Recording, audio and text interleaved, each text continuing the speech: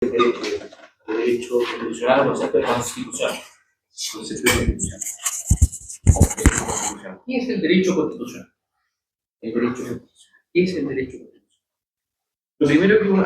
¿Qué es el derecho constitucional? ¿Alguien aquí puede decir qué es el derecho constitucional? El conjunto de normas jurídicas que rigen la base del Estado y vertebran su orden.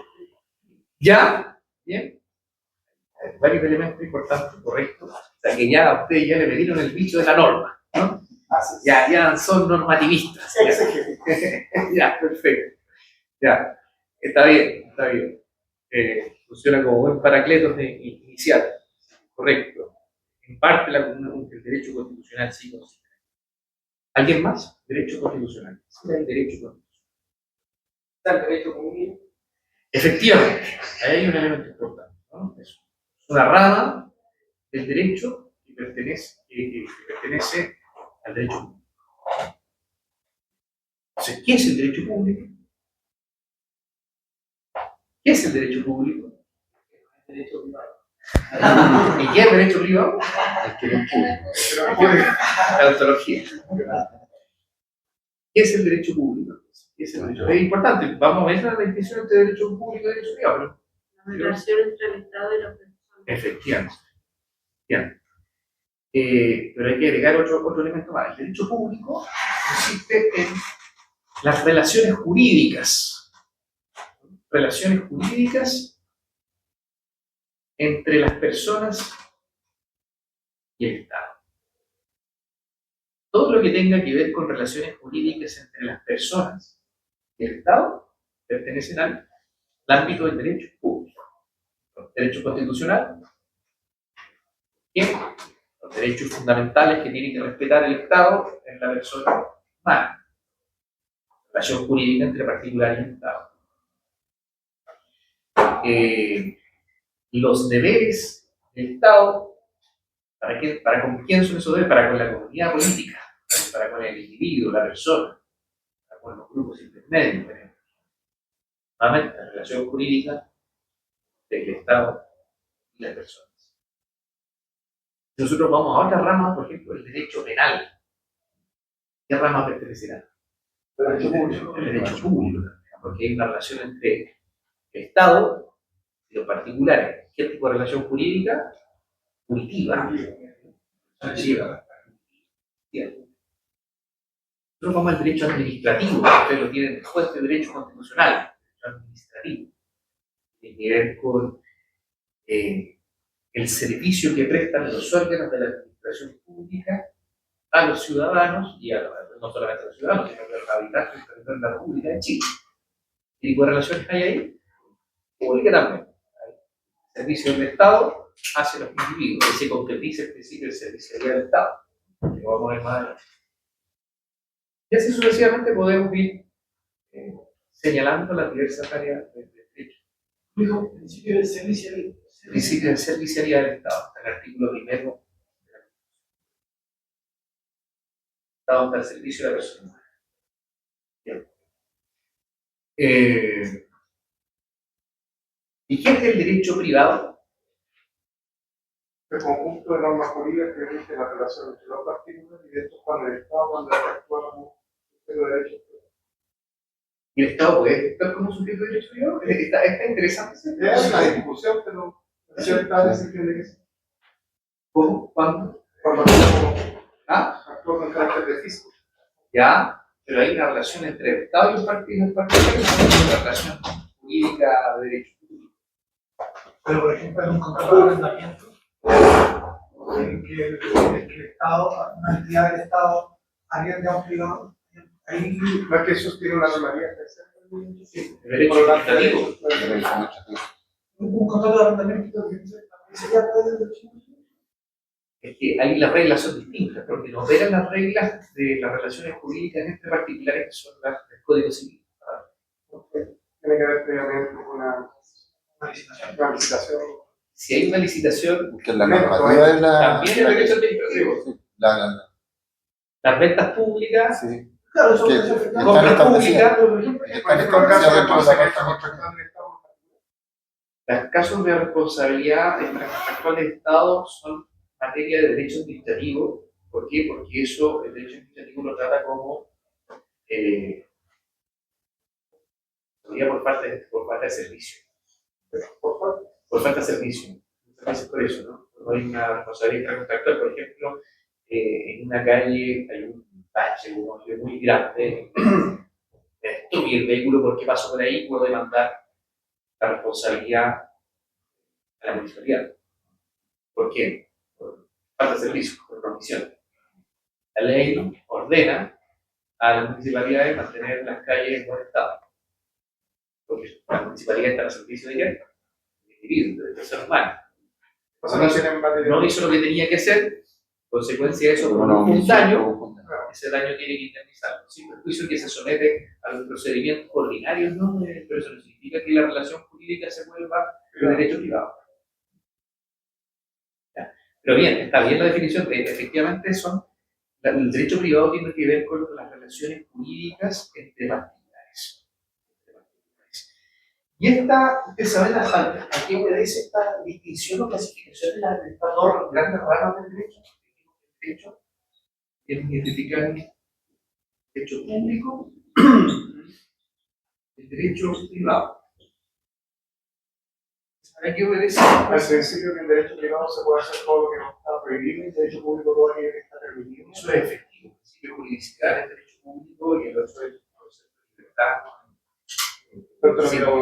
Sí, pero ¿de dónde surge esta idea? Eso es cierto, y pertenece al derecho, una a cada una. Pero ¿de dónde viene esta división? El derecho público, el derecho privado. ¿Por qué? ¿A quién se le ocurrió? Bueno, a los romanos. ¿Podría ser? Sí, sí. Pero antes que a los romanos se le ocurrió, se le habrá ocurrido a alguien. Porque los romanos no habrán distinguido. Diego. Más atrás. Los griegos. Ahora nos vayamos a la historia, vamos a la filosofía. Claro, hay la filosofía aristotélica, Aristóteles, en su libro Ética Nicómaco, o Ética Nicomaquea, trata un tema importante dentro de su libro, la justicia. Un tema, un concepto que recogen los romanos, ¿no? Tanto así que los romanos forman el término justicia con ius y justicia. Para ellos este es un concepto que tiene relación con derecho, pero también con justicia. Porque para el romano lo justo, el jus, es lo suyo de cada cual, en el caso concreto, o sea, dar a cada uno su derecho. ¿Ya? Sí, efectivamente. ¿Ya? Entonces, la justicia para Aristóteles tiene dos grandes clasificaciones. Justicia general y la que llama justicia general y la justicia particular.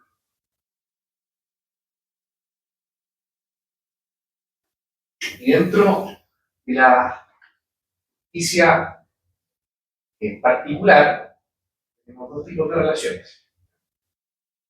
Dos tipos de justicia. La justicia correctiva, también denominada conmutativa.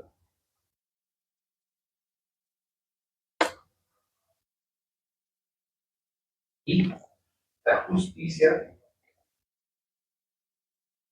distributiva. La general, también llamada justicia legal. No, fíjate, pero la distinción entre derecho público y derecho privado viene de acá. Donde hay un particular metido, ahí hay un tema de justicia. La justicia correctiva o la justicia conmutativa, esta es la definición que da Aristóteles, ¿no? Es el orden de la parte a la parte. Explica eso. Es lo que un particular le debe a otro particular. Ese tipo de relaciones jurídicas o relaciones de justicia. Pero que un particular le debe a otro particular. Hay un plano aquí de horizontalidad. Entre un particular. En cambio, la justicia distributiva es lo que le debe la comunidad política, lo que hoy en día nosotros la conocemos como la forma como se organiza la comunidad política, ¿cómo se denomina? Estado. Estado. Muy bien. El Estado con Particular. lo que el Estado le debe al particular. Es decir, el orden del todo social a la parte del todo social. Porque para Aristóteles la comunidad política es el todo del individuo. El individuo forma parte de lo que es una comunidad política. Y el Estado es cómo organizamos toda esta comunidad política.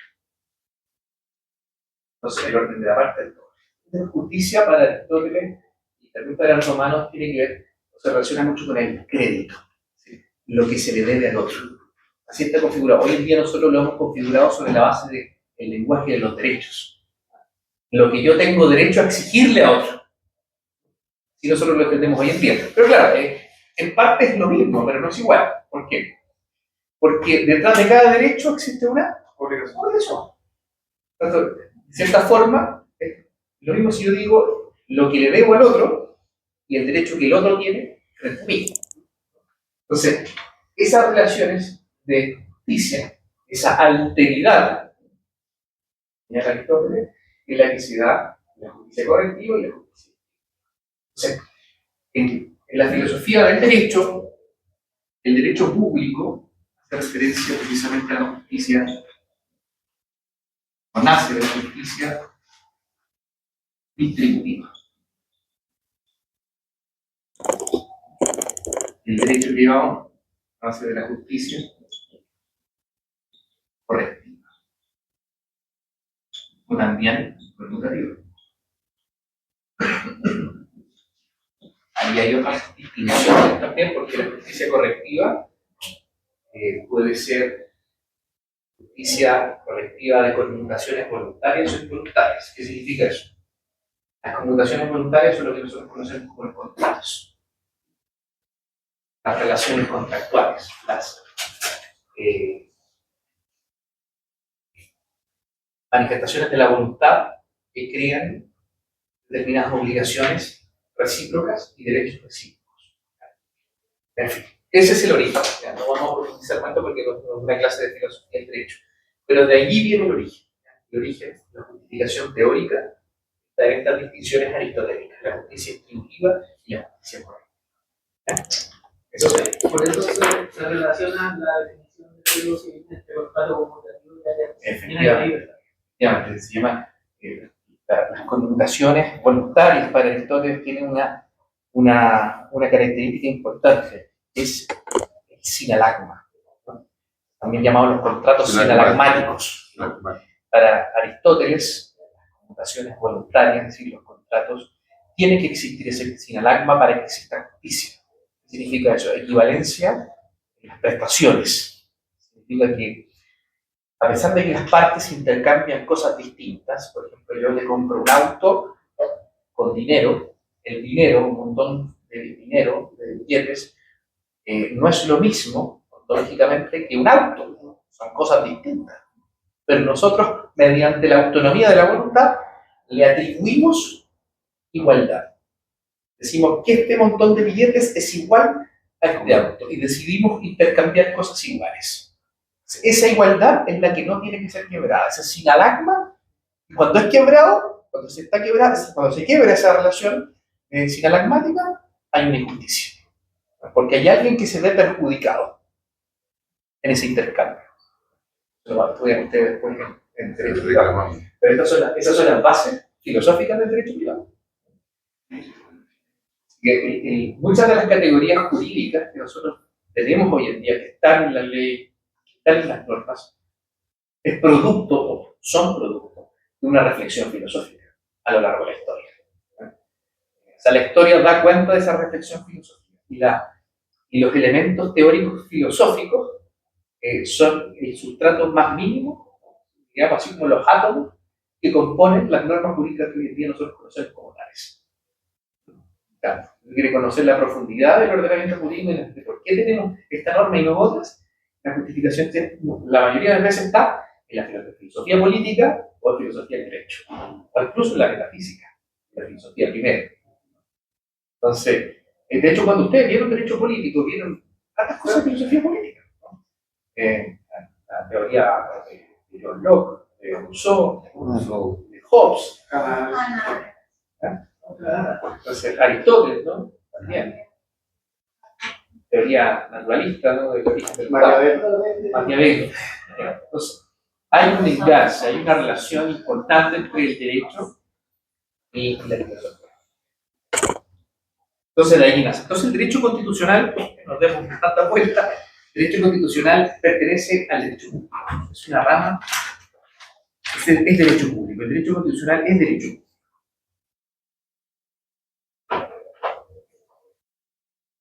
¿Pero qué es el derecho?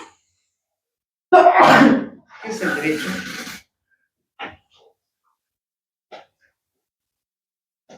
¿Qué dijeron en introducción al derecho? A ver, ¿qué es el derecho? Me acuerdo de una de las definiciones que es un conjunto de normas que regula el de la persona. ¿Ya? Dice muy positivista. ¿Qué eso es el derecho? El derecho es más que eso, ¿ya? Pero está bien. Efectivamente, un conjunto de normas que busca regular la conducta humana, ¿para qué? Para que sea el bien común, ¿sí? Efectivamente. Efectivamente. De hecho, Santo Tomás de Aquino decía que la ley, el derecho, la ordenación de la razón hacia el bien común, o dirigida hacia el bien común, dictada porque tiene a su cuidado la comunidad.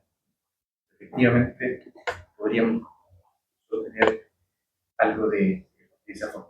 Entonces vamos a darle ese sentido normativo, ya que lo tienen tan impregnado, efectivamente el derecho tiene que ver con ese punto. Aunque más que eso. Yo entiendo tener una concepción más naturalista. No sé si vieron el naturalismo. ¿Lo nombraron? En otro lado. ¿En otro lado? ¿Lo nombraron? Ya. Pero bueno, es más complejo. Sí, ya, pero independientemente de eso, el derecho constitucional pertenece al derecho público, la rama del derecho que pertenece al derecho público, y como tal consiste en normas jurídicas, un conjunto de normas jurídicas. Si es derecho constitucional, tenemos que preguntarnos entonces también, ¿qué es una constitución? ¿Qué es una constitución? ¿Qué es una constitución? De la norma jurídica fundamental del Estado. Ya, ahí hay una primera aproximación, ¿ya? Correcto, un primer elemento. ¿Qué otro elemento? Ya, en parte sí. Que establece la orgánica del Estado y también los derechos fundamentales que deben ser observados por el resto del ordenamiento jurídico. Ahí están dos de los elementos más importantes, uno de los dos elementos más importantes de la Constitución. La organización del poder y el reconocimiento de los derechos fundamentales. Dígame, ¿qué pasó? No es un compañero ¿Un compañero que- Adelante. Dígame. Entonces, ¿y alguna otra cosa? ¿Alguna otra anotación? Falta otro elemento importante, y a partir de estos elementos podemos construir un concepto, ¿sí? Me acuerdo que en el periodo constitucional, Anastasia decía que la constitución política de la República constituye políticamente el Estado. Ocupaba la misma frase. Hay otra definición que establece Ya, también que reglamenta los poderes que forman el Estado.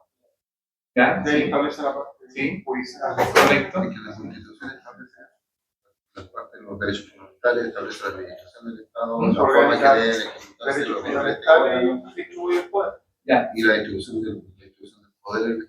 Y ahora quiero hacerlo pensar. ¿Por qué? ¿Y para qué? Para mantener la igualdad y la justicia ante el Estado. ¿Para qué? ¿Para qué es importante mantener la justicia? Para el bien común, para el bien común. ¿Por qué es importante el bien común? Porque es lo que tiene que proponer todo el Estado. ¿Por qué? ¿Por qué es un fin del Estado? Porque es un fin. ¿Por qué es un fin del Estado? Por la voluntad de la... No vivir en caos. ¿Y por qué no hay que vivir en caos y violencia? Proteger a la persona. ¿Ah? Proteger a la persona. Perfecto. Correcto. A la Ya. familia. Para proteger a la persona. Y está la causa final. El motivo, la justificación. En el centro, ¿no?, del quehacer, de por qué una constitución. ¿Para qué una constitución? Para proteger a la persona. Para proteger a la persona, a todas las personas. Entonces, un elemento importante de la Constitución que nunca tienen que olvidar es que la Constitución es también, otro elemento, agrego, es un instrumento de limitación del poder político del Estado. Limitación del poder político del Estado. Porque ¿qué pasó con las monarquías absolutistas, ¿no?, del antiguo régimen? Abusaban del poder. Abusaban del poder. Periodo de Maquiavelo, habían allí estados, pero no eran estados constitucionales, eran estados ilimitados. ¿Le rendían cuenta a alguien? A nadie, solo a Dios. Y ni siquiera. Y ni siquiera. Y ni siquiera. Porque en el caso de los egipcios, ¿Ya? el poderoso era el dios. Claro. Entonces, la Constitución también es un instrumento para limitar el poder político del Estado. La pregunta, ¿por qué limitar el poder político del Estado? Porque protege a la persona. Bueno, esa es la verdad. Porque claro, específicamente los profesores de derecho constitucional, la Constitución limita el poder del Estado. ¿Pero para qué? Eso no vale. Está siempre el centro. Y ahí vamos al artículo primero. Las personas nacen libres, iguales, de dignidad y derechos. La familia es el punto fundamental de la sociedad. El Estado de Estado al servicio de la persona humana. Y de hecho, el quinto inciso segundo de la Constitución establece que el límite de la soberanía es los derechos esenciales que emanan de la Constitución. Ya, entonces, hemos identificado diversos elementos. Primero, voy a partir por el que les señalé recién. La Constitución como límite al poder político del Estado. Constitución como límite al poder político del Estado. Eso sale de la concepción liberal. Liberalismo político busca limitar el poder. Que quiere garantizar algo importante para el liberal, que es la libertad de las personas. Alcanzamos a ver toda esa profundidad que es bien interesante, no es tratado. Pero vamos a identificar los elementos fundamentales del concepto. Primero, entonces, límite, la Constitución como instrumento para limitar el poder político del Estado, que es el poder supremo, ¿no? Poder supremo. No existe otro poder más grande en la tierra, ¿no?, que el Estado, ¿no? Dios, ¿no? Para que no somos creyentes, ¿no? Dios es el poder más grande que el del Estado. Pero es como el Leviatán, ¿no? Palabras jovesianas, ¿no? El Leviatán que concentra todo el poder que todos nosotros le hemos entregado voluntariamente, libremente. El segundo elemento, como instrumento de protección de los derechos fundamentales de las personas. La Constitución como instrumento de protección de los derechos fundamentales de las personas.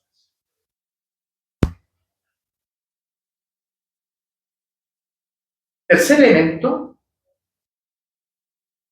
la Constitución como norma jurídica superior y fundamental del ordenamiento jurídico, como señalaba su compañero inicialmente. Como norma jurídica superior y fundamental del ordenamiento jurídico.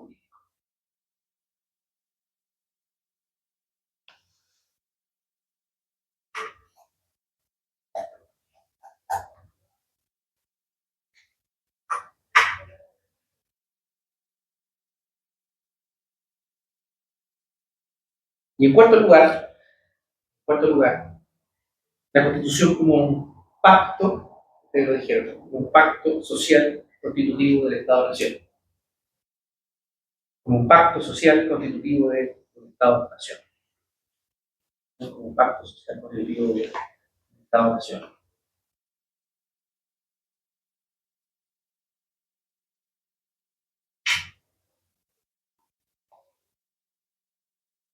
Entonces, a partir de estos elementos conceptuales, podemos elaborar una definición. Va a ser la siguiente. Existen muchas definiciones, doctrinas. Cada autor propone su definición de derecho, de constitución, así que pueden encontrar muchas, ¿no? Muchas, pero la que vamos a utilizar en clase es la siguiente. La Constitución es la ley fundamental, del ordenamiento jurídico. La Constitución es la ley fundamental del ordenamiento jurídico.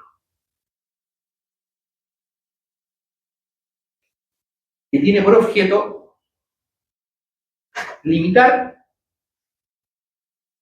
el poder político estatal. Y tiene por objeto limitar el poder político estatal. ¿Para qué? Para garantizar el respeto y protección,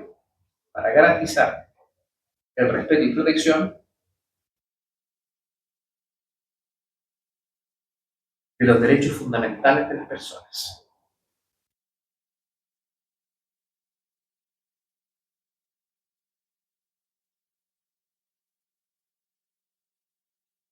¿Bien? Entonces, esa definición. Doctrina, se entiende que una constitución tiene dos partes básicas o fundamentales. La parte orgánica y la parte dogmática. La constitución orgánica es la constitución que organiza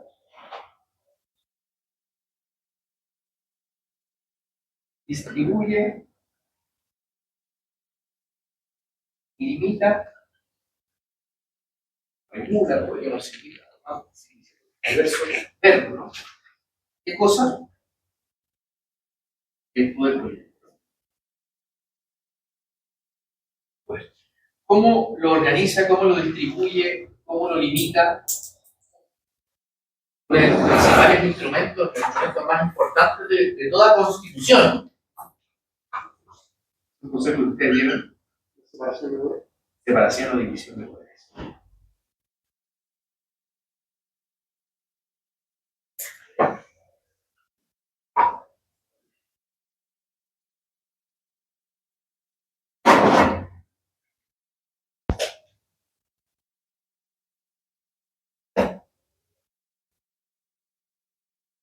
Tanto es así que las primeras declaraciones de derechos humanos han destacado que no puede existir una constitución sin división y separación de poderes. La división y separación de poderes es un elemento indispensable, una conditio sine qua non, una condición indispensable de toda constitución.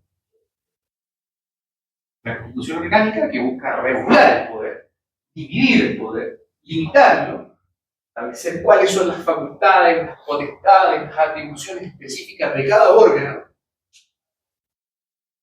concretiza este gran principio del constitucionalismo, la división, separación de poderes del Estado. Y eso se encuentra, lo encontramos en la constitución orgánica, en la dimensión orgánica de una constitución.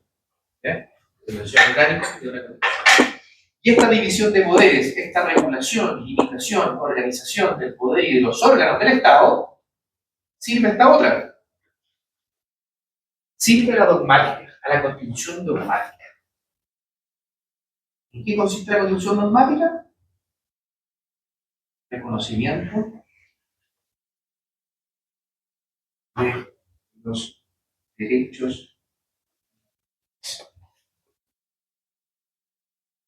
Esa parte de la Constitución, Estado reconoce los derechos fundamentales, los valores, principios fundamentales del ordenamiento jurídico. Aquí tenemos capítulo de nuestra Constitución, capítulo 1, 3 de la Constitución, la Constitución dogmática. Capítulo primero de la Constitución, lo tercero de la Constitución. Lo primero, bases de la institucionalidad. Capítulo tercero, derechos y deberes constitucionales. Catálogo de los derechos.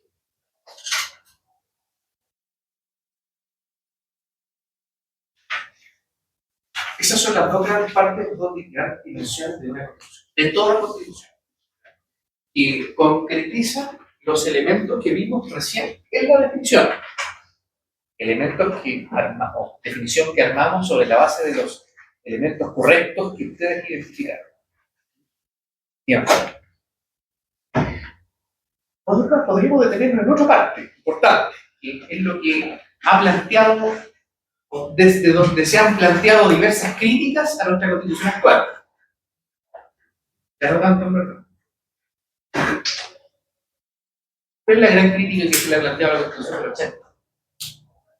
La legitimidad ¿La legitimidad? ¿De qué?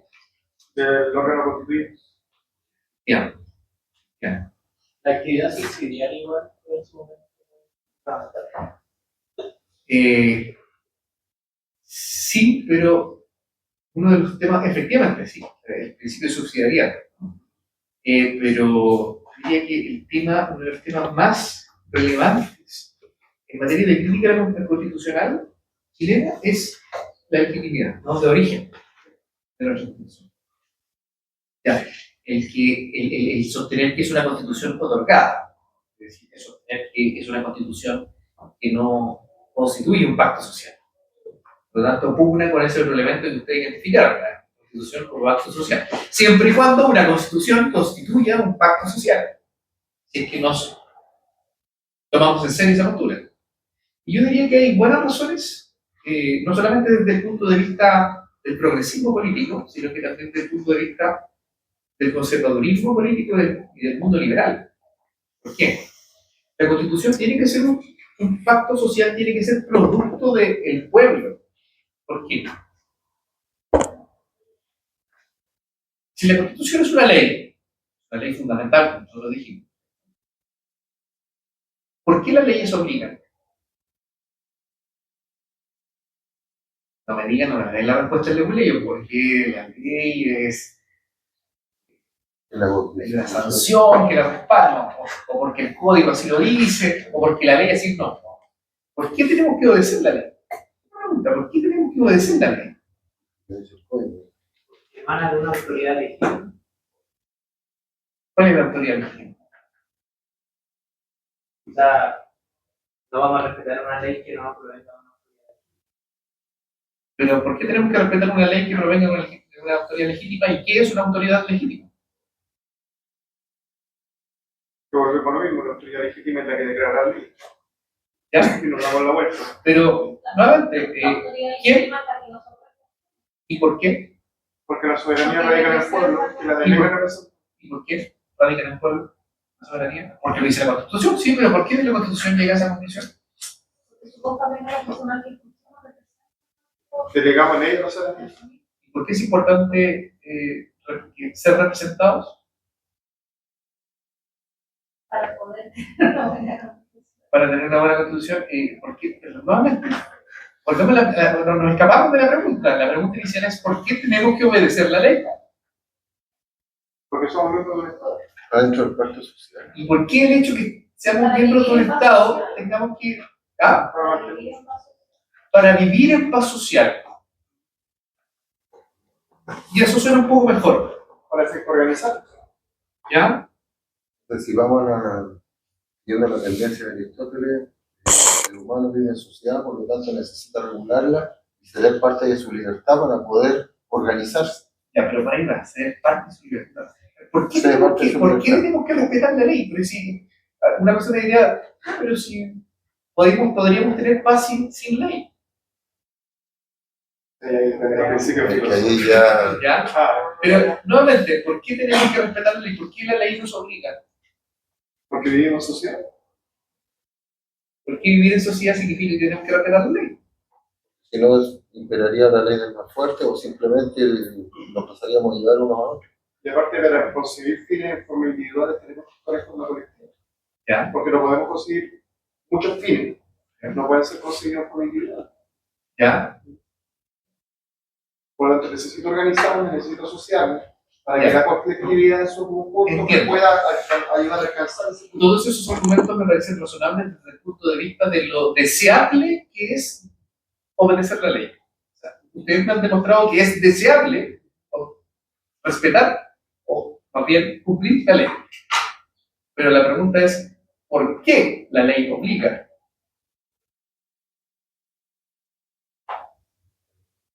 Bueno, prohíbe o permite. Porque la ley manda, prohíbe o permite. Se han preguntado por qué tenemos que obedecer la ley, y la pregunta de eso es, ¿por qué la ley obliga? Porque si no sería un mero consejo. Pero ¿por qué no es un mero consejo? ¿Por qué la ley obliga? Porque es coercitiva. Tiene la que tiene esa propiedad. ¿Y por qué la coercitividad tiene que obligarnos?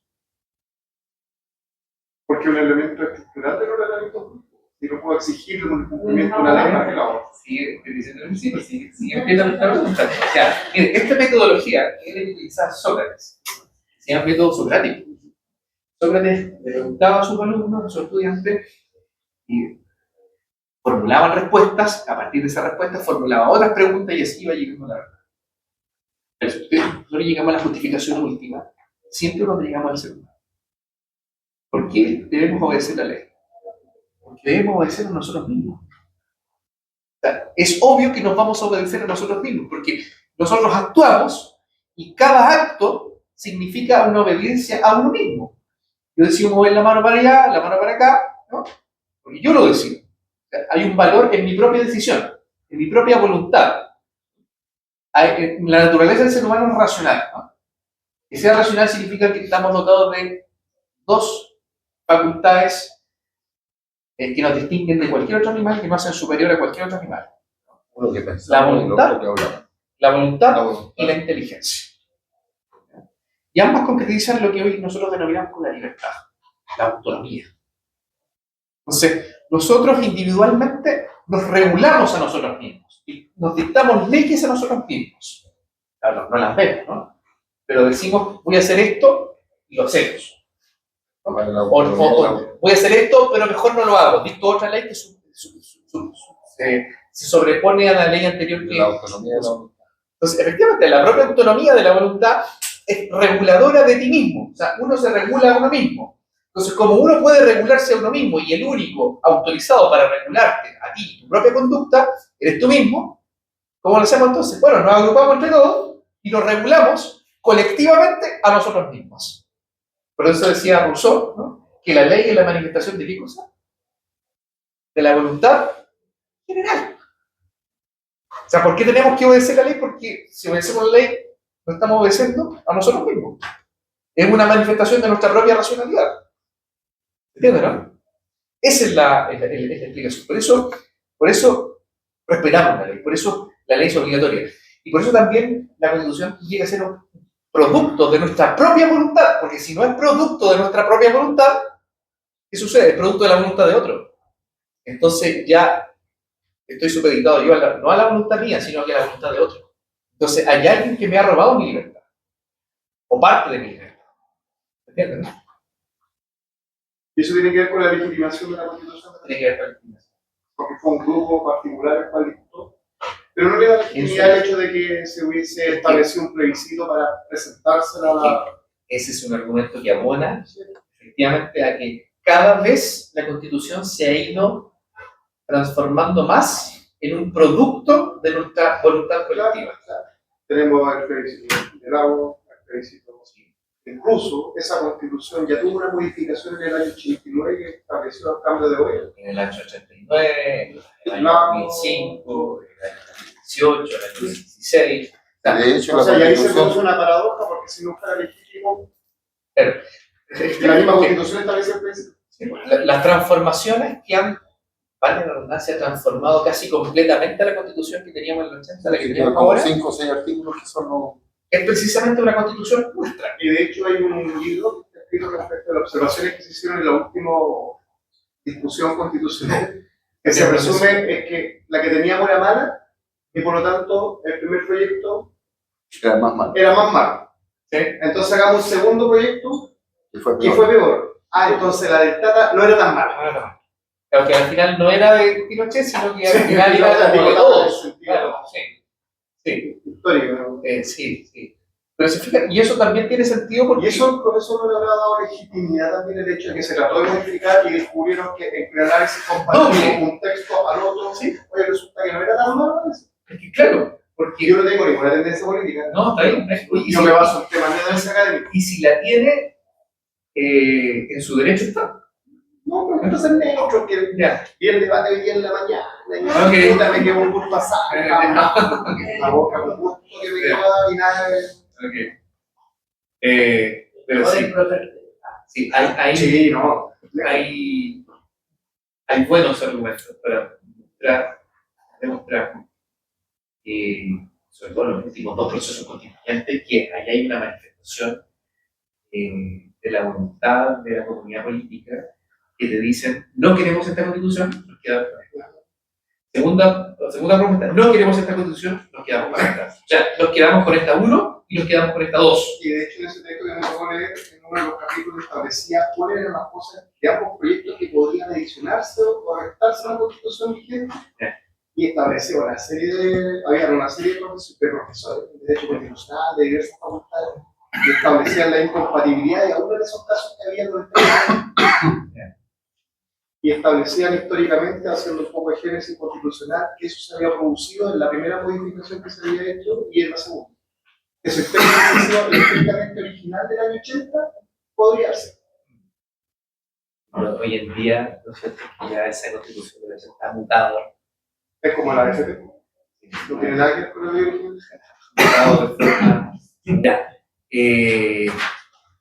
Habiendo dicho eso, de la autonomía individual pasamos a la autonomía colectiva, y a partir de la autonomía colectiva y la autonomía individual que construye esa autonomía colectiva, logramos crear leyes o reglas que nos autorregulan.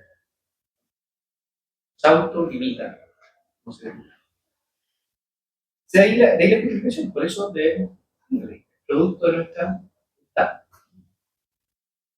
Que podría criticar, no, yo no me senté en el Congreso de Credencial, un representante y hay una democracia representativa, etc. Hay toda una justificación. Es refutable, ¿no? Es un planteamiento refutable, pero es una justificación.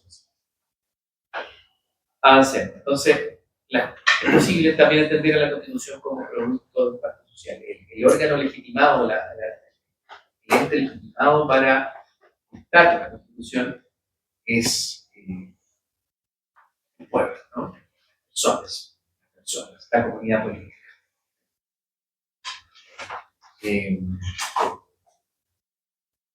Y haciendo referencia a esta comunidad política y al origen de la Constitución, es que podemos distinguir dos tipos de poder constituyente. El poder constituyente originario y el poder constituyente derivado. ¿Lo vieron, no? Sí. ¿No? Ya. Originario y derivado. ¿Cuál es la diferencia de esto? El poder constituyente originario supone que la Constitución se crea de cero. Es un primer acto constitucional. Es un primer acto, efectivamente, es un primer acto constituyente.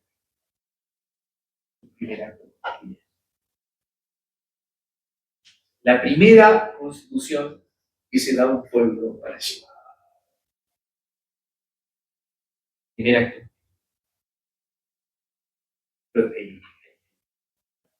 Ejemplo evidente en Estados Unidos, ¿no? Que la Constitución de 1776, que es la que sigue vigente hasta hoy en día, ha tenido enmiendas. Incorporación de reconocimiento de derechos fundamentales, derechos humanos, esa constitución, pero que vive el día de hoy, originario. En cambio, el poder constituyente derivado supone, o sea, una nueva constitución o la modificación de la actual constitución según las reglas de una constitución previa.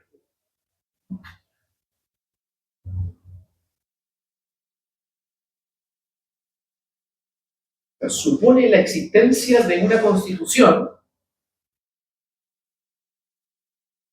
que se modifica o que se cambia en virtud de sus propias reglas. Como lo que sucedió con nuestra constitución, con los procesos constituyentes, ¿no? El ejercicio del poder constituyente derivado se manifestó allí, ¿no? En las dos convenciones constitucionales, los dos procesos constitucionales. Dos procesos regulados, manifestados en la propia Constitución, por modificaciones a nuestra propia Constitución. De la misma forma, cuando el legislador, por mandato de la misma Constitución, por la regla establecida en nuestra propia Constitución, modifica la Constitución, por ejemplo, la modificación del año 2018 que incorporó el derecho a la protección de datos personales, es un acto constituyente derivado, porque esa modificación de la Constitución actual se realizó sobre la base de reglas de la Constitución actual. No es un acto constituyente originario, inicial, primario. José, en estricto rigor, jamás tendría un acto constituyente originario, después de que si un Estado sea su primera constitución.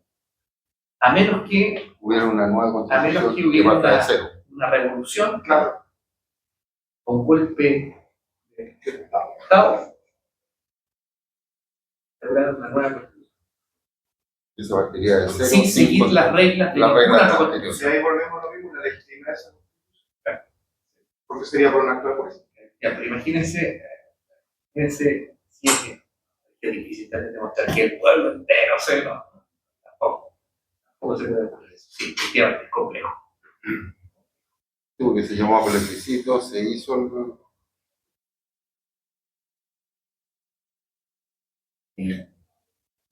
No hacía ningún Venezuela. Eso con el poder originario derivado. Tipos de constitución.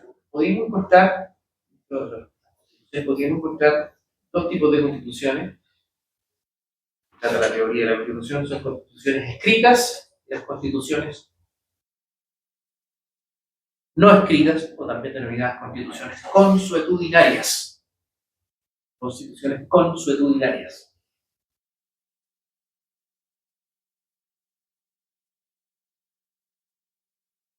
Las constituciones escritas son las constituciones que hoy en día nosotros conocemos como el texto jurídico, como constitución formal, texto jurídico de la Constitución.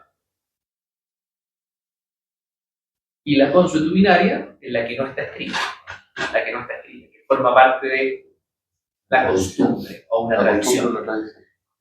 Una costumbre o una tradición. Eso sería como la más.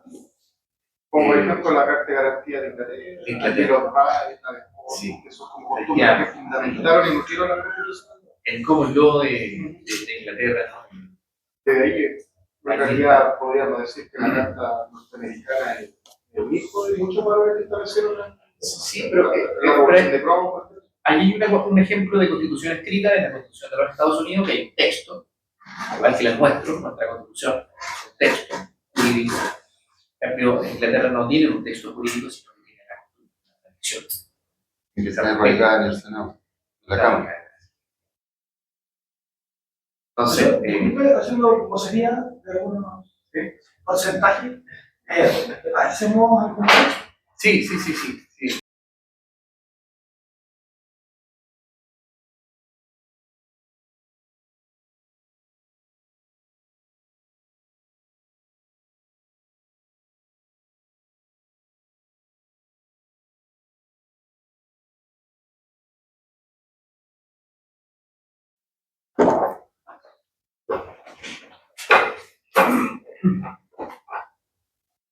Bien. Entonces, hablamos de entonces, la dimensión orgánica, la dimensión dogmática de la Constitución. Estamos en Constitución escrita y Constitución consuetudinaria, ¿cierto? Eso, hay más clasificaciones de la Constitución, clasificación de la Constitución según su extensión, ¿no? Y otras clasificaciones más que, bueno, no las vamos a señalar porque nos vamos a demorar mucho y la verdad es que no rinden mucho esa clasificación. Lo que sí tendríamos que analizar un poco, o más bien centrarnos en dos tipos de constituciones que han desarrollado la doctrina, que es la constitución formal y la constitución material. Constitución formal y constitución material. Para la doctrina, la constitución formal es el texto jurídico, es el texto jurídico, en el cual se plasman esas diversas normas jurídicas que reconocen los derechos fundamentales, estructuran, organizan el poder político de los órganos del Estado. El texto que nosotros tenemos, el que usted puede descargar de PCM, usted puede comprar ese texto, el articulado, ese código es el que se denomina como constitución formal. En cambio está el otro concepto de constitución, que es la constitución material. Y esta idea de constitución material trasciende al texto. La idea de constitución material trasciende al texto formal de la Constitución. Es decir, existiría una constitución más allá del texto.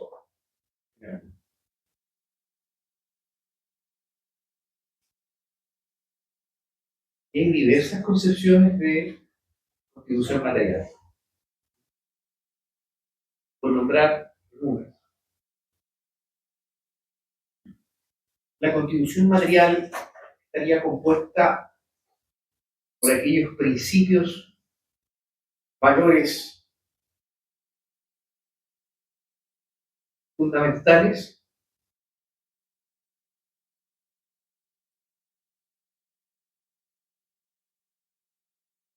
que dan sustento y fundamento a los derechos humanos.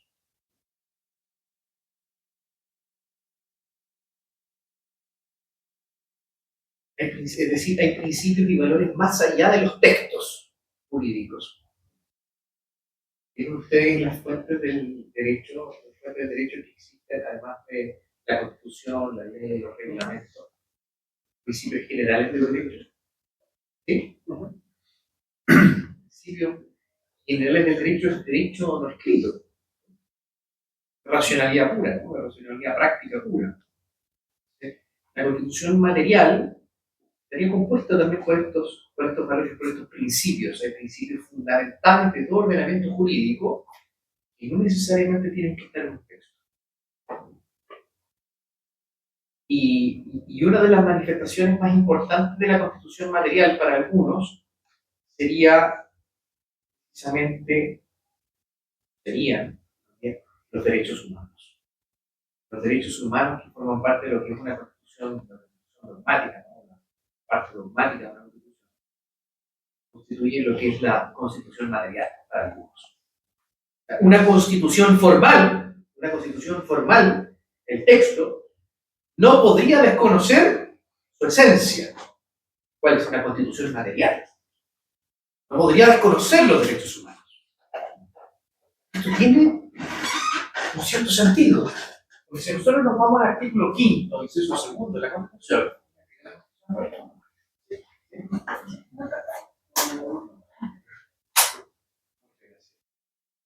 gracias por la discusión. Vamos al artículo 5. Inciso segundo de la Constitución, artículo 5, inciso segundo, dice: la soberanía reside, inciso segundo párrafo. El ejercicio de la soberanía reconoce como limitación el respeto a los derechos esenciales que emanan de la naturaleza humana.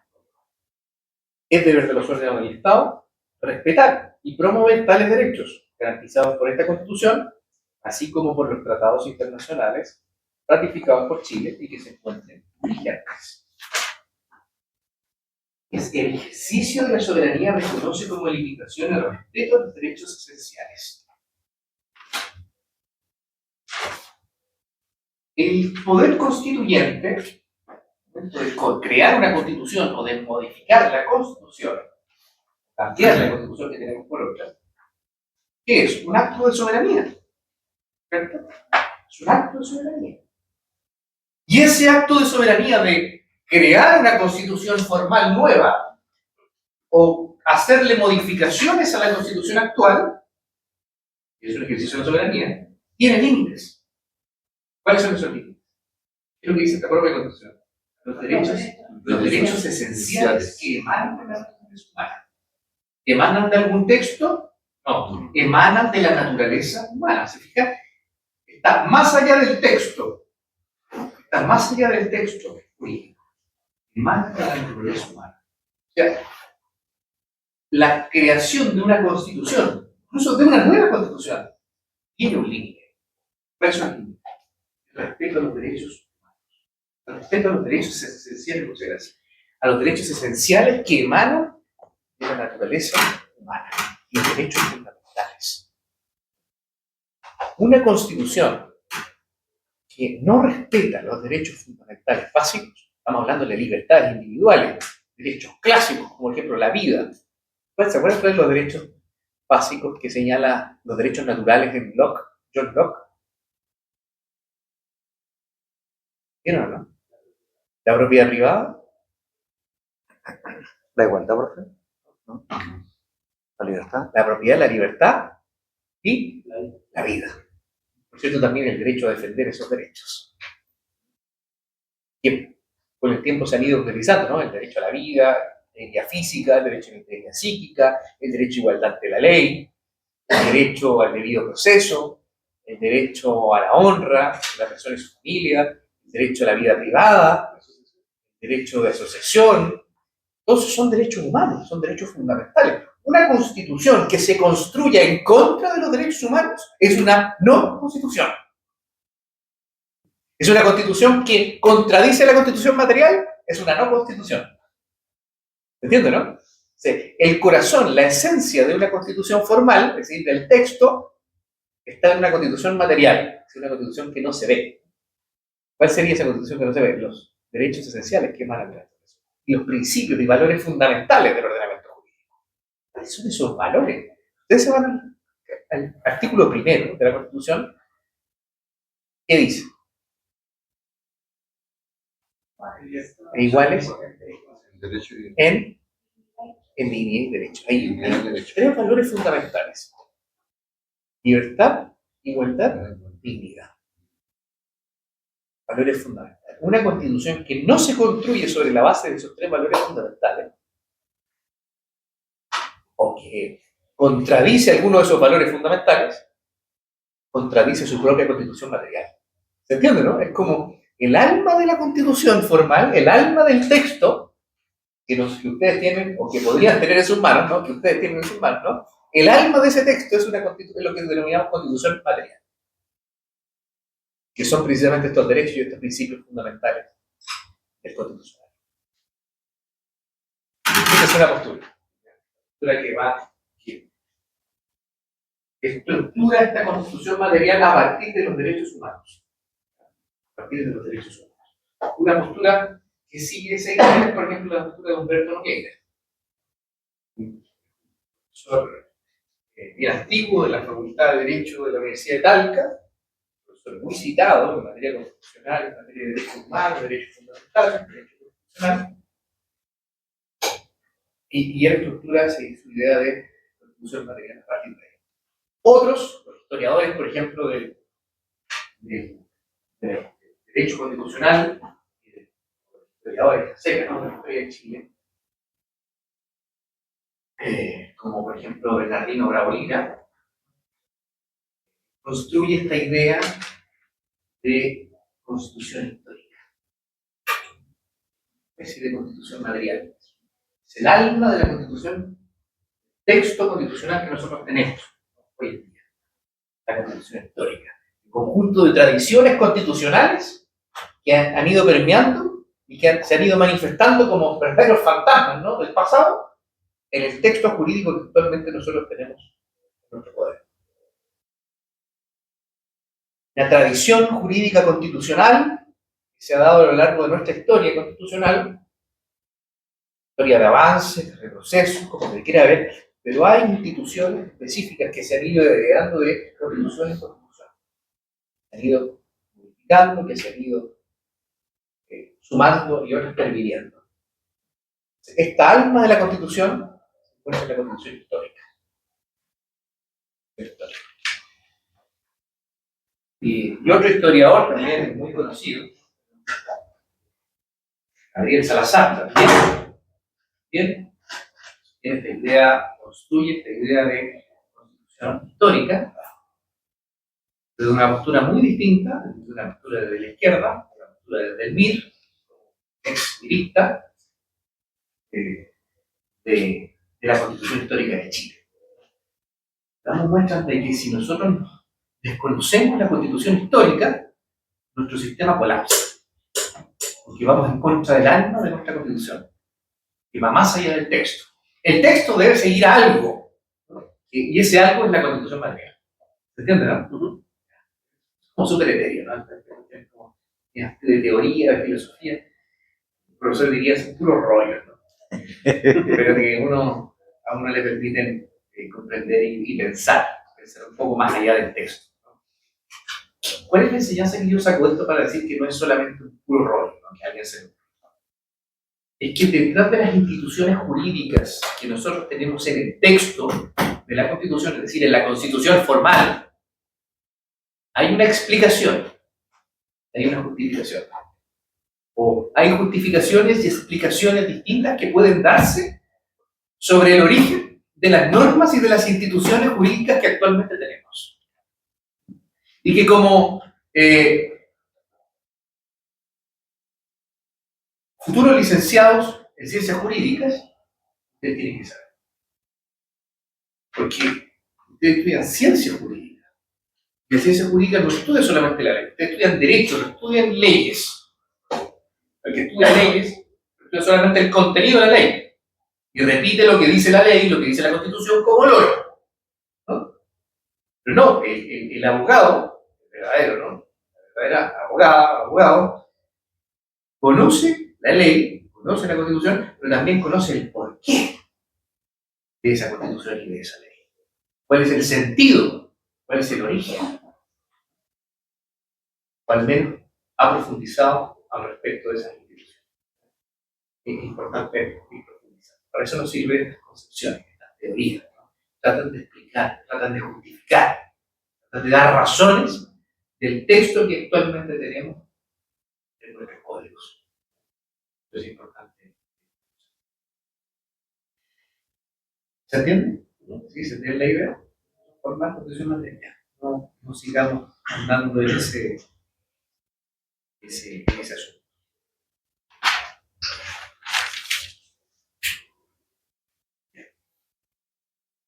La Constitución,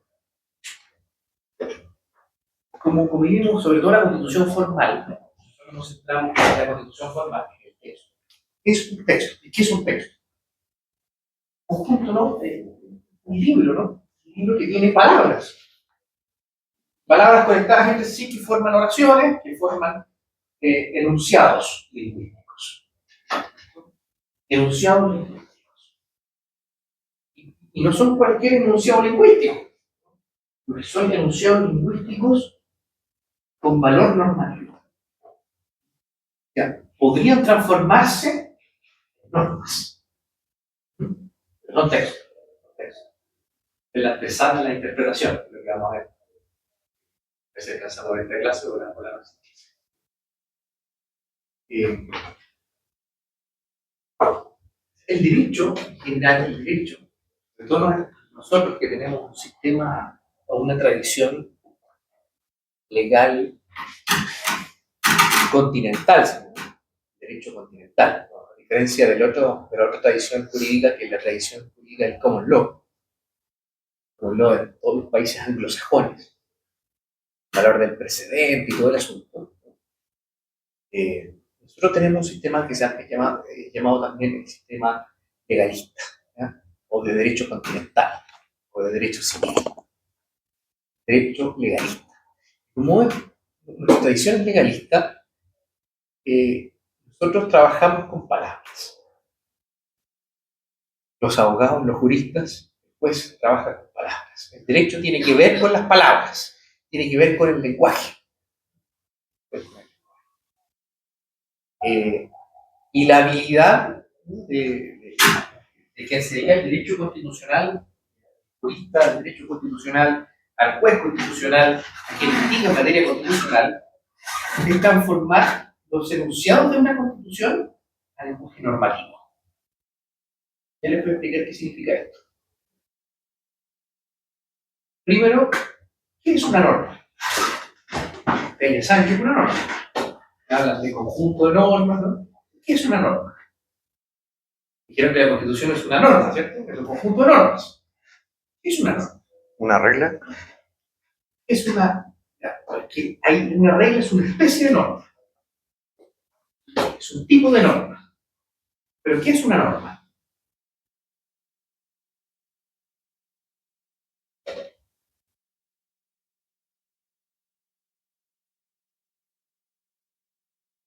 A ver si se lo explico por acá.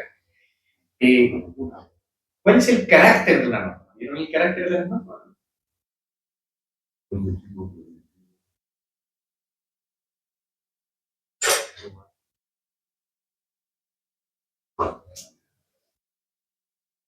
¿No? ¿Ya? ¿No? No sé si lo digo, no me acuerdo. Imperativa, ya. ¿Y qué es lo que hace que la norma sea una norma? Manda, prohíbe o permite. Efectivamente. La norma manda, prohíbe o permite algo. Y las reglas, los conjuntos de reglas son tipos de normas. Entonces no logramos definir a través de la palabra regla lo que es una norma. Una norma es un enunciado prescriptivo. ¿Vieron eso, no? Sí. Es un enunciado que ahí hacemos referencia, cuando ves que ella hace una referencia a Von Reich, ¿no? Es un enunciado prescriptivo. ¿Qué significa que es un enunciado prescriptivo? Que manda, prohíbe o permite algo. Yo podría decir una norma es un enunciado lingüístico que manda, prohíbe o permite algo. Entonces, la Constitución, en cuanto a norma, debiese mandar, prohibir o permitir algo. ¿En qué ámbito de cosas? ¿En el ámbito de los derechos fundamentales o en el ámbito de las atribuciones y potestades de los órganos del Estado?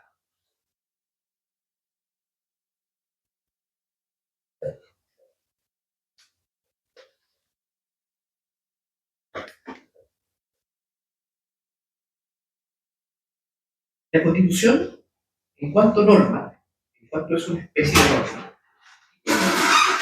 en cuanto a conjunto de normas jurídicas, una Constitución puede. La Constitución norma fundamental.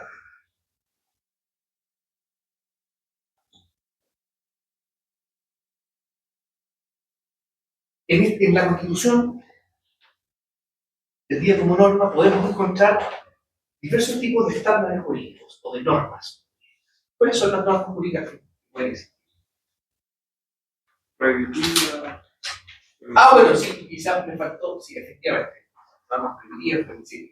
Pero estándares jurídicos. ¿Vieron los estándares jurídicos? ¿Qué son? ¿No? Ya no. En términos más generales, los estándares jurídicos o estándares normativos,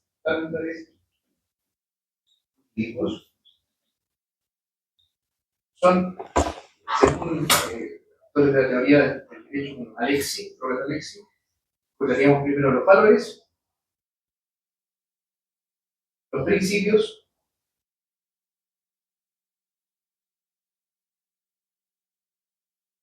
y las reglas.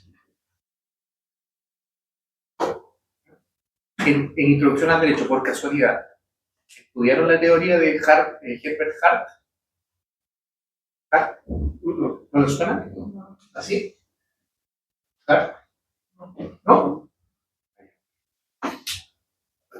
Bueno, el asunto es que Hart, que es uno de los exponentes más importantes del positivismo jurídico, junto con Hans Kelsen, ¿no? Hart es posterior, Hart es de los escribe Concept of Law, el concepto de derecho, lo escribe en los años 60. Y Hart desarrolla de mejor forma la teoría del positivismo jurídico, la mejor versión del positivismo jurídico de Gustav Hart. Y él entiende que el derecho consiste en una unión de reglas primarias y secundarias, es decir, él entiende el derecho como reglas. ¿Ya? Pero después vienen otros autores que son no positivistas, o sea que son contrarios al positivismo, pero no son naturalistas, como Dworkin y Alexis. Dworkin es norteamericano, Alexis es alemán. Pues el derecho no solamente consiste en reglas, el derecho encontramos otros estándares, otros tipos de normas, que no son las reglas, están también los principios. Es evidente. Alexis dice, bueno, pero también existe algo más abstracto que los principios, que son los valores. ¿Cómo? En la Constitución encontramos valores, principios y reglas. ¿Ya? Esto está ordenado en grado de abstracción. Los más abstractos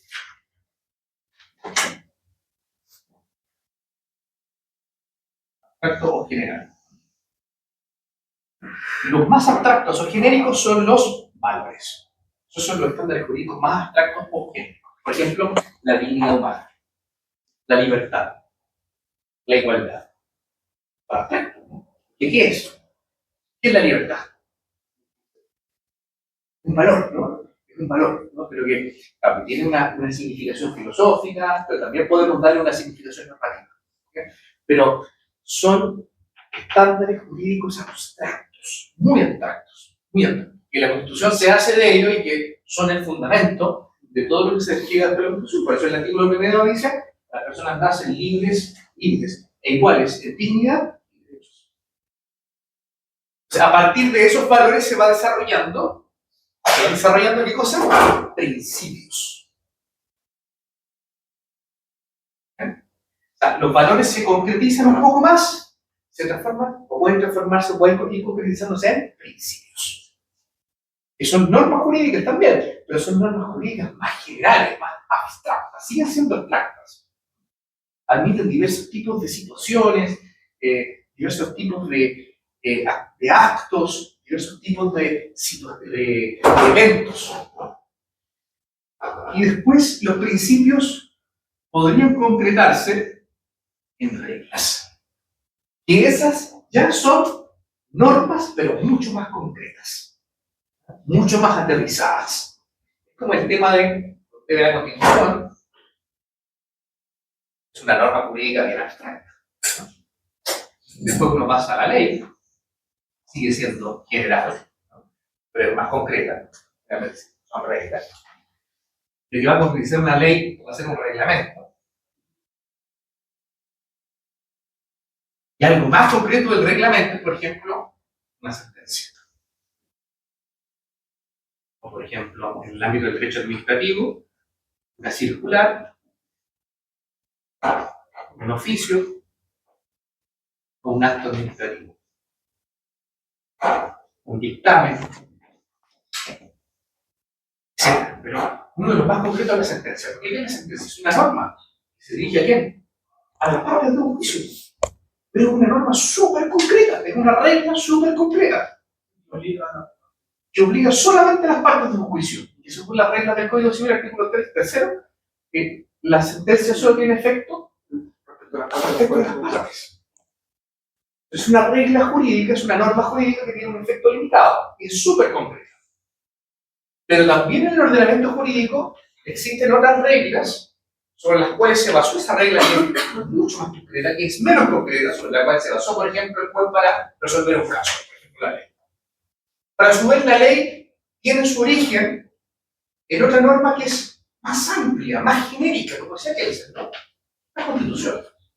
Y así la Constitución tiene su razón de ser en un valor, o en un estándar más abstracto, ¿no? Los valores, la dignidad humana, la libertad, los derechos humanos. Nosotros podríamos decir, por ejemplo, que los valores inspiran la norma, Sí. los principios conducen y la regla mandata directamente. Podría ser, ¿ah? Podría ser, ¿sí? Podría ser, porque los principios efectivamente, Conducen a la aplicación de la norma particular. los principios son iluminadores, son mandatos, sí, son normas genéricas, pero efectivamente, sí. Uno podría decirlo de esa forma, sí. Una metodología que uno lo desarrolla, sí. Y sigue también esta lógica de generalidad y de abstracción. O sea, desde lo más abstracto, de lo más general, a lo más particular. El tipo de norma más particular, más concreta, son las reglas. Son las reglas. Es decir, cuando hay un mandato expreso, hay una prohibición expresa, hay una permisión expresa a hacer algo concreto. Pero los principios dicen cómo es que. Algunas veces sí, pero los principios también mandan prohibición algo, pero más genérico, claro. Pero más genérico. Por ejemplo, el principio de servicialidad del Estado. Lo vamos a ver más adelante. Es un principio, una norma de principio. ¿Qué nos dice este principio? Que el Estado, fíjense, debe estar al servicio de la persona humana.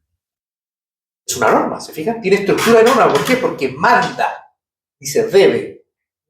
Tiene el corrector deóntico debe. Debe. Entonces, debe servir a la persona humana. Entonces, hay un mandato, pero eso no es general. ¿Cómo la tiene que servir? La ley va a concretizar eso. ¿Se fijan, no? Ahí está el principio, súper genérico. Debe servir a la persona humana, pero hay muchas formas de servir a la persona humana. Bueno, todas esas formas, ¿quién va a aterrizar todas esas formas? Las reglas. Las reglas. ¿Qué tipo de reglas? Las reglas, por ejemplo, que establece la ley. La ley administrativa, el derecho administrativo.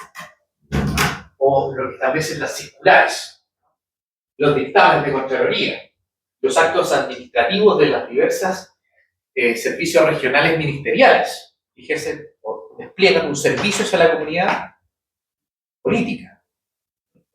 O las circulares del Servicio de Impuestos Internos, los oficios, los dictámenes y oficios de la Dirección del Trabajo, etc. ¿No? Van concretizando todos esos principios establecidos en la Constitución. Como cuando la ley crea una institución y el decreto supremo ordena cómo es que funciona esa institución. Efectivamente. Ahí la ley establece una regla genérica, pero a través de otra regla más específica, como por ejemplo el reglamento de ejecución de una ley, se concretiza, se aterriza a los casos específicos. Por ejemplo, ejemplos de reglas las vemos en el Código Civil. En el Código Civil hay reglas claras, casos claros, ¿no?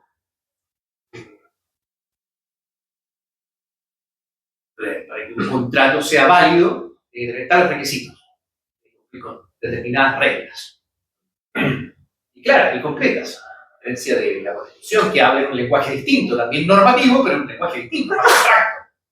Hasta el servicio de la persona humana. La Constitución dice, se prohíbe todo apremio ilegítimo. Hay muchas formas de apremios ilegítimos. ¿Quién concretiza ese mandato? La ley penal. ¿Se fijan? Entonces, los principios son normas abstractas que van a ser concretizadas por reglas. La gracia de la Constitución es que posee los tres estándares jurídicos del ordenamiento jurídico: valores, principios y reglas. Establece reglas específicas, por ejemplo, en cuanto a las atribuciones de los órganos del Estado. Y ahí encontramos reglas más concretas. Ya no son principios, son reglas. Por ejemplo, una atribución exclusiva del Poder Judicial, la jurisdicción. De conocer las causas civiles y criminales, resolverlas y hacer ejecutar los juzgados, en el artículo 76 de la Constitución. Entonces, era una regla clara. Ahí lo mismo las facultades o atribuciones del Tribunal Constitucional, del Congreso Nacional, qué es lo que puede, qué es lo que no puede hacer, si se representa en la República,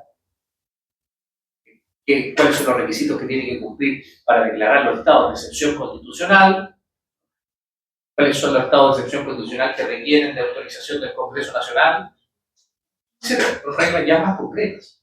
Pero hay otras partes de la Constitución como las que nosotros vamos a estudiar, bases de la institucionalidad, capítulo primero, son más abstractas.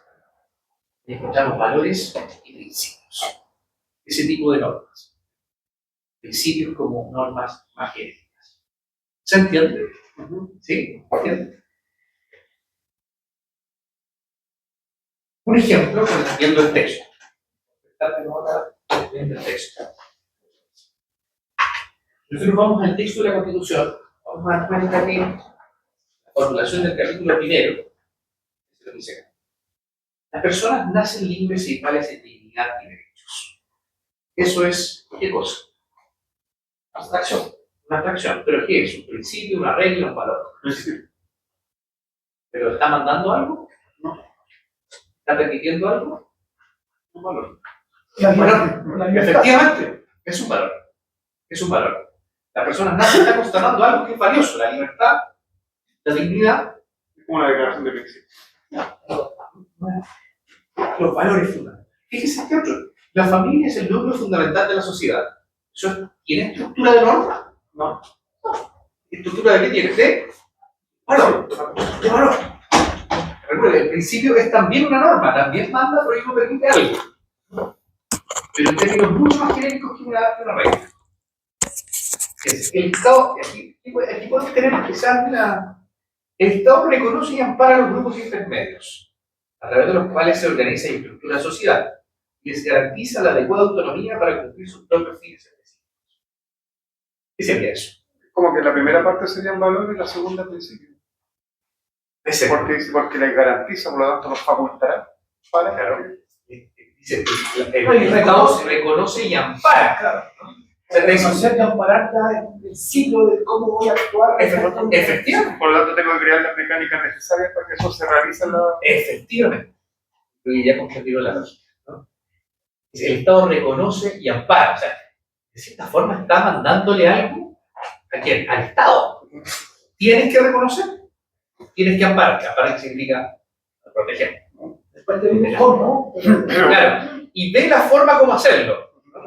Pero tienes que protegerlo, tienes que reconocerlo, tienes que protegerlo. Pero tienes que, fíjense, tienes que, el conector de óptico es prescriptivo, es imperativo. Por lo tanto, hay una norma aquí, pero hay una norma de principio. Porque no es concreta, súper abstracta. ¿Entiendes? ¿Sí? Ahí encontramos un principio. Que es lo que la doctrina ha denominado principio de subsidiariedad. Y no es el único que podemos extraer de inciso tercero del artículo 1. Dice, el Estado está al servicio de la persona humana. Ya dijimos que eso es un principio. Al servicio. Y su finalidad es promover el bien común, para el cual debe contribuir a crear las condiciones sociales que permitan a todos y a cada uno de los integrantes de la comunidad nacional su mayor realización espiritual y material posible, con pleno respeto a los derechos y garantías que esta Constitución establece. Sí, ¿no? Dice, para lo cual debe contribuir, o sea, hay un deber impuesto al Estado, un mandato, una norma imperativa. Y está imponiendo que lo haga. Efectivamente. El establece un límite. Y establece límites más allá. Efectivamente, sí. Por el pleno respeto, ¿cierto? Un límite. Con pleno respeto a los derechos y garantías que esta Constitución establece. Ya, le pone límites. Podríamos decir que le prohíbe. Efectivamente, podríamos decir que como pone límites, ahí podemos decir una prohibición. Eso ya ahí estamos interpretando, pero ahí está el principio. ¿Se entendió, no? ¿Se entendió? Por lo menos se entiende el concepto. Ahí hay principios, ¿se fija? Hay principios, hay valores que se van, por ejemplo, a las partes de la Constitución.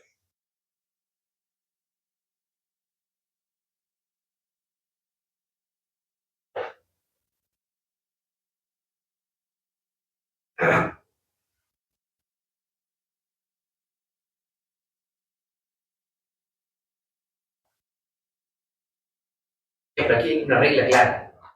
Artículo 92 de la Constitución. Inciso segundo de la letra C. Dice, los miembros del tribunal durarán 9 años en sus cargos y se removerán por parcialidades cada 3. La regla es súper específica. ¿Para quién? Para un tipo específico de personas. Los ministros del Tribunal Constitucional. ¿Se fijan? Ahí hay una regla concreta. Claro, no hay que razonar mucho. Deberán tener norma operativa, ¿no? Deberán tener a lo menos 15 años de título de abogado. Claro. Establece años determinados, condiciones básicas que tienen que, ¿para qué aplicarle a los que aspiran a ser ministros del Tribunal Constitucional? Eso sucesivamente encontramos. Pero esas reglas también en la Constitución. ¿Se entendió entonces la diferencia entre regla, principio y valor? ¿Sí? Ya. Basta con que sepan esto, ¿no? Como si yo dijera, bueno, el concepto de valor, el concepto de principio, el concepto de regla, etc. ¿no? Da lo mismo. Lo importante es que logren identificarlo. Porque en la práctica eso es lo importante. ¿Ya? Eso es lo importante. Eso es lo importante. Si no, no, teníamos teoría del derecho y teníamos que leer a algunos autores para ir identificando las reglas, los principios, y ahí nos demoramos un montón. Pero eso es lo importante. Si ustedes saben eso, lo tienen claro, podemos ir adelante. Bien. Entonces, la Constitución es un texto que contiene diversas tipos de normas y estándares políticos. Tiene valores, como el de la dignidad, la libertad y la igualdad. Principios, son normas que mandan, prohíben o permiten cosas muy genéricas, y también reglas, que son mandatos, prohibiciones o permisiones más concretas.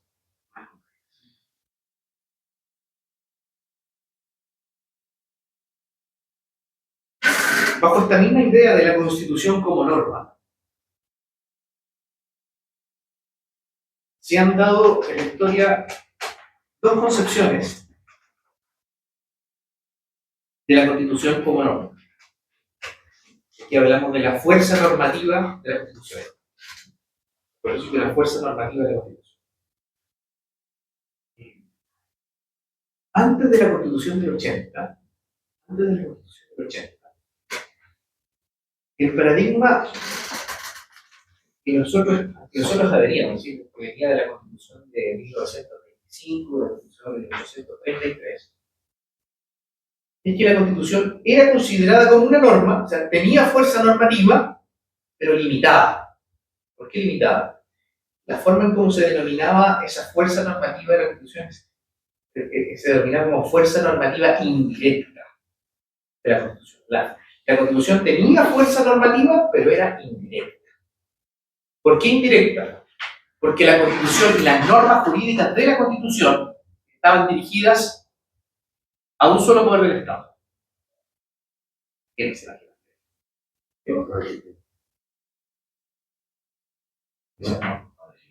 Legislativa. Al Congreso. Entonces, a partir de la legislación que producía el Congreso, indirectamente la Constitución se aplicaba a todos los órganos del Estado y a los particulares. Eran mandatos directos al Congreso. ¿Cómo tenía que crear la ley? Más bien a la facultad legislativa, ¿no? El Ejecutivo también tenía ciertas facultades colegisladoras con la Constitución del 80. También, ¿no? Pero en la antigüedad, antes de la Constitución del 80, hay lo que se denomina como una fuerza normativa indirecta. O sea, el principal destinatario de la Constitución es el Congreso Nacional. El Congreso Nacional. Eso cambia con la Constitución del 80. Hay una norma que cambia todo, que establece el artículo 6.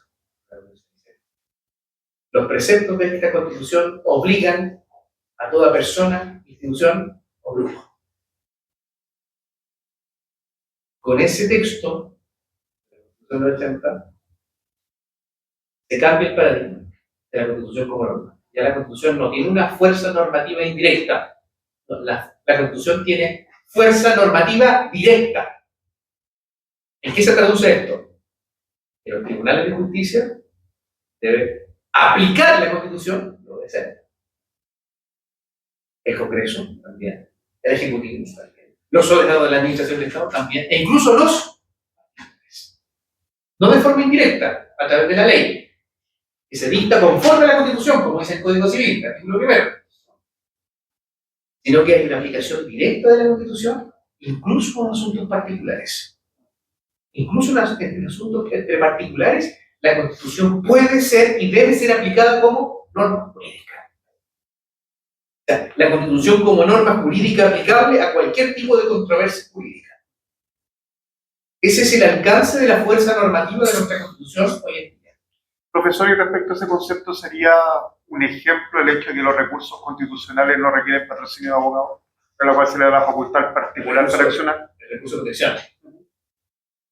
Porque si estamos diciendo que se le aplica la Constitución a los particulares y el mecanismo para velar por la garantía constitucional del recurso de protección, al sacar el patrocinio, permite que cualquiera pueda interponer un recurso a favor de El artículo 20 de la Constitución establece que cualquier persona que por causa de ejemplo, una acción o omisión arbitraria y ilegal, sufra violación o perturbación en el legítimo ejercicio de los derechos fundamentales, puede acudir a la Corte de Apelaciones por sí o cualquiera a su nombre. Como dice el compañero, o sea, no necesito de un mandato judicial, no necesito de un patrocinio. En materia de recurso amparo es lo mismo. Sí. Cualquier persona. En amparo económico también. ¿Ah? En el recurso amparo económico también. El recurso amparo económico. Creo que no. Hay una ley específica, hay una ley súper cortita, la ley 17.000 y algo. Creo que no. Creo que sigue las mismas reglas. El económico tiene que seguir otras reglas. Sí, no, pero sigue las mismas reglas del recurso amparo. Tiene que ser como una representación. Tendríamos que revisarlo, ¿ya? Pero es un recurso, el recurso amparo económico es un recurso en desuso. Está muy poco utilizado hoy en día, más utilizar el recurso de protección y el recurso amparo. Pero efectivamente, hay un ejemplo claro, a todos los que no entienden, el recurso de protección es una acción, ¿ya? Es una especie, algo así, para que lo entiendan como una demanda, ¿no? Pero a nivel constitucional, cuando se lesiona o vulnera algún derecho humano fundamental como la vida, la integridad física, las libertades individuales, ¿no? Puede presentar un escrito ante la Corte de Apelaciones para que la Corte ordene, establezca el derecho, para que se respete sus derechos fundamentales y constitucionales.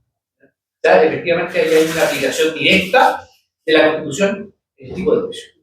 Pero no solo eso, sino que también el Tribunal Constitucional también, a través de El recurso de inaplicabilidad por los inconstitucional. recursos de inaplicabilidad constitucional, los recursos de inconstitucionalidad en abstracto, ¿no? Que sigue al recurso de inaplicabilidad por inconstitucionalidad, los requerimientos de inconstitucionalidad en contra de actos acordados, en contra de proyectos de ley, en contra de tratados internacionales que vulneran la Constitución, que contradicen la Constitución, etc.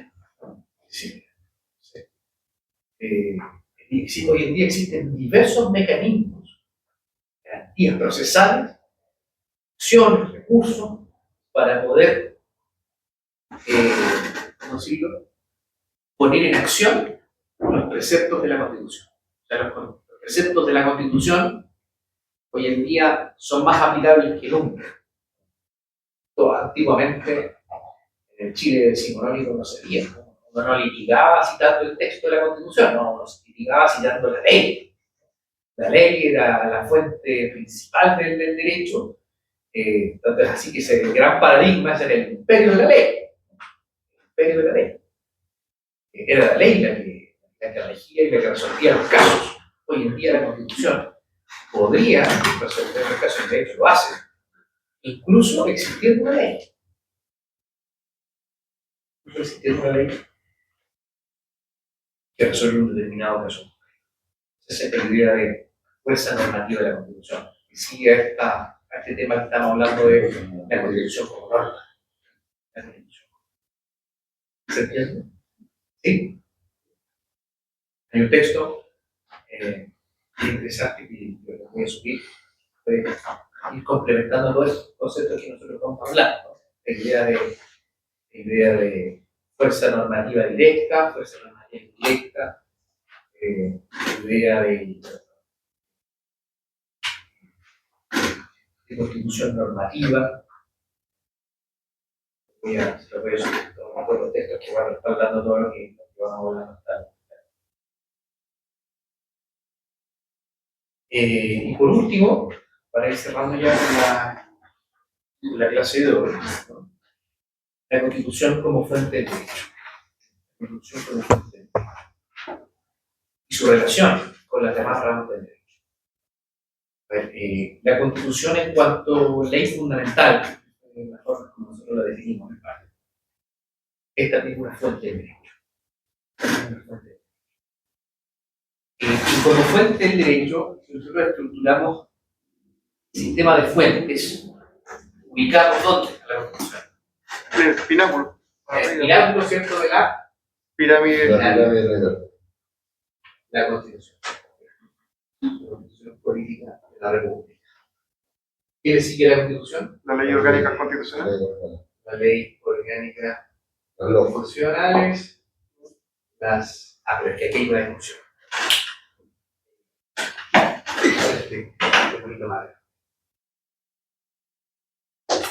Pasa que también esto está en el texto que fue enviado. Efectivamente, la Constitución en cuanto a fuente del derecho está en la política. Algunos dicen que la ley interpretativa, la ley de quórum calificado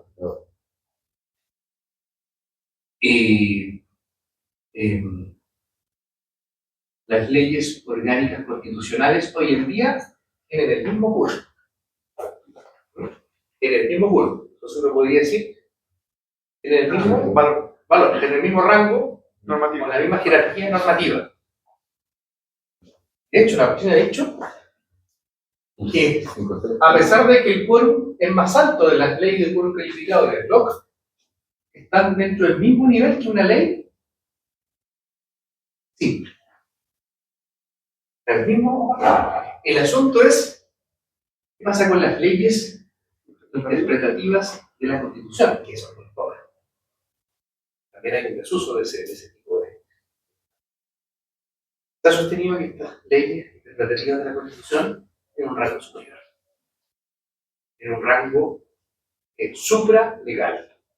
Está la Constitución, está el FLIC, y aquí están los demás tipos de leyes. Leyes unificadas, leyes constitucional, las leyes simples. Leyes simples. Sin duda que hay algunos autores en la doctrina que sostienen que ciertas leyes orgánicas constitucionales y ciertas leyes de quórum calificado tienen un rango supralegal. Esas son posiciones doctrinales. Pues esto de acá, lo que decía, es discutible, ¿no? Pero al menos estamos aquí dentro del rango de la ley. Después de la ley, ¿qué viene? Los decretos de ley. Los decretos. ¿Ya? Los decretos con Los fuerza de decretos de ley. fuerza de ley y los decretos de ley. Pero los decretos con fuerza de ley no tienen rango legal. Pues, leyes de O sea, se fuerza de ley. discute. Porque hay un sector de la doctrina que discute porque los decretos con fuerza de ley, o sea, perdón, los decretos de leyes. Los Porque decretos de leyes son los que se Los discuten. decretos ley son Porque bueno, si el reglas Estado, dictadas por el Ejecutivo, pero el Estado es Pero sí, no cumplen la... No cumplen de facto, de facto. no de jure. No, y no cumplen la... Ya, Lo que hablamos establece de, la Constitución para su sí, promulgación. hablamos de ley en sentido genérico cuando nos referimos ley por calificado, ley técnica constitucional, ley simple y también A los decretos con fuerza de ley, porque tienen fuerza de ley. Y además es una atribución exclusiva del presidente de la República mediante una ley delegatoria del Congreso Nacional. O sea, delega en el presidente de la República la regulación de una ley para temas específicos. Está regulado en un plazo no máximo de un año. Entonces, los TFL también tienen rango legal. Están aquí, TFL.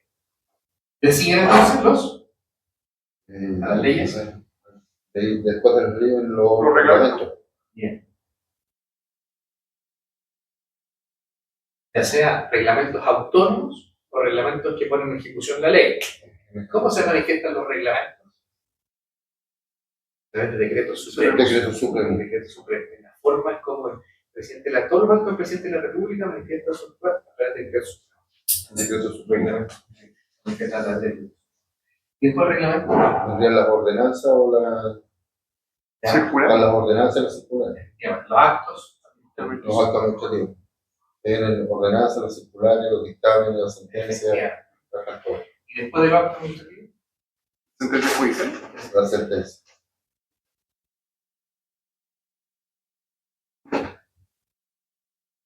Ya. ¿Y los tratados internacionales? Tienen rango de ley. Tienen rango de derecho cuando han pasado el procedimiento Cuando constitucional. han sido aprobados y aprobados. Tratados internacionales. Ya. ¿Y los tratados internacionales sobre derechos humanos? Están a la altura de la Constitución. Porque dicen que si son reconocidos forman parte de la Constitución. Supraconstitucional. Supraconstitucional. Sí. ¿Creer? Deberían estar bajo el rango de ley. Se discute. Se discute. Porque en principio están en el mismo rango de ley. Pero como se habla de derechos humanos específicamente, y la Constitución así lo establece, asumirían ese rango. Esa es la Es que hay una teoría, pues, hay la teoría fundamentalista y organicista, dice que como el procedimiento para que sea reconocido y tenga valor de ley está establecido en la Constitución. Y es un procedimiento orgánico que le da valor de ley. Pero todo el principio, se me acaba de olvidar, estoy cansado. Como establece valores fundamentales independiente del reconocimiento que sea, como la Constitución establece como lo más excelso de la persona humana, el valor fundamental estaría. Hay una justificación que la de Nogueira, ¿no? Nogueira diría que los tratados internacionales sobre derechos humanos tienen rango constitucional, incluso rango supraconstitucional. Porque la propia Constitución, el artículo 15, eso seguro, limita la soberanía, los derechos esenciales que emanan de la naturaleza humana. Dice, es deber de los órganos del Estado respetar y promover tales derechos garantizados por esta Constitución, así como por los tratados internacionales ratificados por Chile que se encuentran vigentes. Se está refiriendo a los tratados internacionales sobre derechos humanos. Eso es lo que se discute. ¿Ya? Si acaso son tratados internacionales sobre derechos humanos, si acaso tienen rango constitucional, si acaso tienen rango infraconstitucional, o si tienen rango supraconstitucional. Hay una jurisprudencia del Tribunal Constitucional, hay dos sentencias, que son las últimas, y yo sé que se han referido sobre eso. La última es el caso Pesca, la ley de pesca, que sostiene que la Constitución está acá, los tratados internacionales sobre derechos humanos están debajo de la Constitución, la ley está acá. O sea, los tratados internacionales sobre derechos humanos tendrían un rango supralegal, pero infraconstitucional. Pero infraconstitucional. Es lo que tiene una sentencia del Tribunal Constitucional. Pero es un tema que se discute. Es un tema que se discute. ¿Cómo podríamos decir? Resulta conflictivo sostener que los tratados internacionales sobre derechos humanos están por sobre nuestra Constitución. Es que ahí también estaría el tema de la soberanía. porque estaría un órgano externo y ajeno al Estado dictando una norma que tener aplicado en el Estado. Esa sería una razón, efectivamente. Nosotros no hemos, o sea, bueno, hemos participado del tratado, pero no lo hemos ratificado. O sea, los tratados internacionales sobre derechos humanos lo hemos ratificado. No, me refiero en el hecho de que hubiera, por ejemplo, un tratado que se está tramitando. Le mandamos a la comisión que participa de esa comisión. Claro. Independiente de que por Estado haya participado en el desarrollo del tratado, todavía no está aprobado. Bien. Distinto es decir que los derechos humanos están por sobre la Constitución.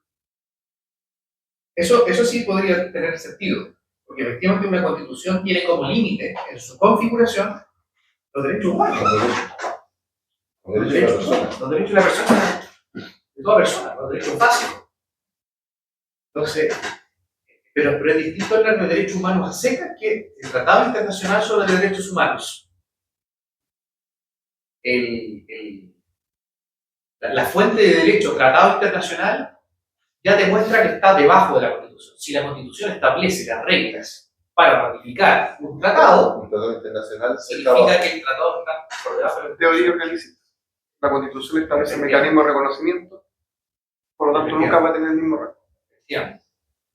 Lo que no significa decir que los derechos humanos están debajo de la Constitución. Claro que los derechos humanos van más allá de su consagración en los textos. Para ver eso más allá.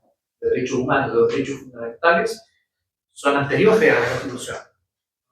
Son, como dice la propia Constitución, emanan de la naturaleza humana. van más allá del escrito. Van más allá de lo que es distinto hablar de derechos humanos que están por sobre la Constitución, que los tratados sobre derechos humanos. Bueno, esos son temas que se discuten en la Pero esa discusión es relativamente nueva, por decirlo, en el mundo jurídico. Por decirlo de alguna manera, como es hace unos 30 años. Sí. Pero eso es nuevo. Sí, efectivamente, sí. Y yo me acuerdo que una de las últimas cosas que leí sobre eso, que había escrito la Miriam Enrique. ¿No será la Miriam? Profesora de la Universidad del Estado, desde Canadá. Y constitucionalista también, y se dedica a estos temas de la aplicación de la Constitución en el tiempo, el rango constitucional, la fuente del derecho constitucional. Y ella misma era la que exponía esta jurisprudencia constitucional que situaba los tratados internacionales en ámbito supralegal pero infraconstitucional. ¿Se entiende? ¿Sí? ¿Todo bien? Sí. Bueno, esto Hasta el momento estamos bien. Y los textos dicen respecto a lo que hemos hablado. Sí, hay varias cosas de los textos apuntan a todos estos elementos que nosotros hemos estado viendo en clase. Yo se los voy a subir. Efectivamente, no abarcamos todo el texto, de todo lo que dice el texto. Sacamos algunas cosas de lo que dice el texto, pero el texto después una profundización de todas las temáticas que tú. Y de verdad les recomiendo que lean el texto. ¿Ya? Pero aquí se pueden imprimir o los mandan. Sí, pues lo mandan en PDF. PDF en formato